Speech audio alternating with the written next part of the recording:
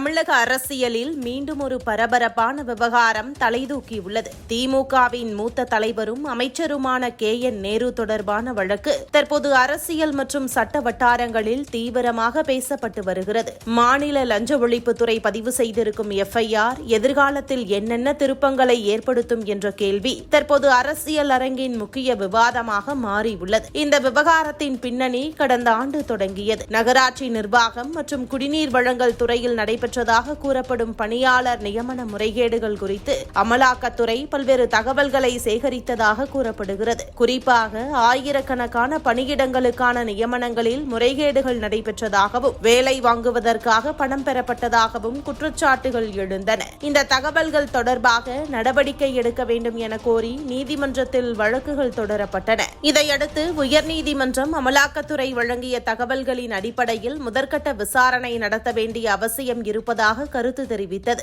அதன் தொடர்ச்சியாக மாநில லஞ்ச ஒழிப்புத்துறை வழக்கு பதிவு செய்து விசாரணையை தொடங்கியது. இதுவே தற்போது அரசியல் களத்தில் பெரும் பரபரப்பை ஏற்படுத்தியிருக்கிறது. இந்த வழக்கின் முக்கிய அம்சம் என்னவென்றால், லஞ்ச ஒழிப்புத்துறை பதிவு செய்திருக்கும் FIR ஒரு சாதாரண நடவடிக்கை அல்ல. பொதுவாக ஊழல் அல்லது சட்டவிரோத நிதி பரிவர்த்தனை தொடர்பான குற்றச்சாட்டுகள் இடம்பெற்றிருந்தால் அதன் அடிப்படையில் அமலாக்கத்துறையும் தனியாக விசாரணை மேற்கொள்ள சட்ட அதிகாரம் கொண்டுள்ளது. இதன் காரணமாகவே தற்போது இந்த வழக்கு டெல்லி வரை கவனத்தை ஈர்த்திருப்பதாக அரசியல் பார்வையாளர்கள் கூறுகின்றனர். இதற்கு முன்பு தமிழக அரசியலில் செந்தில் பாலாஜி தொடர்பான வழக்கு எப்படி பரபரப்பை ஏற்படுத்தியது என்பது அனைவருக்கும் தெரியும். முதலில் மாநில அமைப்புகள் விசாரணை நடத்திய நிலையில் பின்னர் அமலாக்கத்துறை களமிறங்கி சோதனைகள், விசாரணைகள் மற்றும் கைது நடவடிக்கைகளை மேற்கொண்டது. அதனால் தற்போது KN நேரு தொடர்பான வழக்கிலும் அடுத்த கட்டமாக என்ன நடக்கும் என்ற கேள்வி இயல்பாகவே எழுந்துள்ளது. அதே நேரத்தில் KN நேரு தரப்பு இந்த குற்றச்சாட்டுகளை முழுமையாக மறுத்து வருகிறது.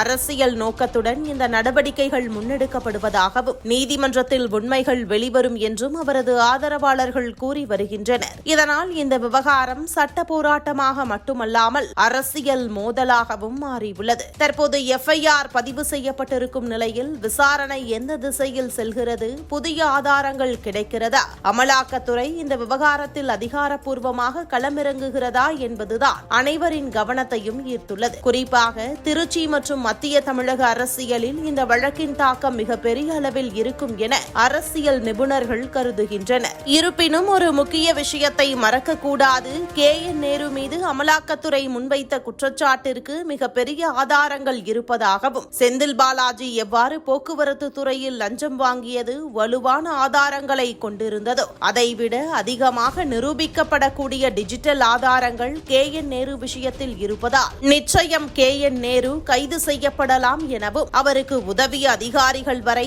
சிறை செல்வது உறுதி என்கின்றனர் வழக்கின் கோணம் அறிந்தவர்கள்.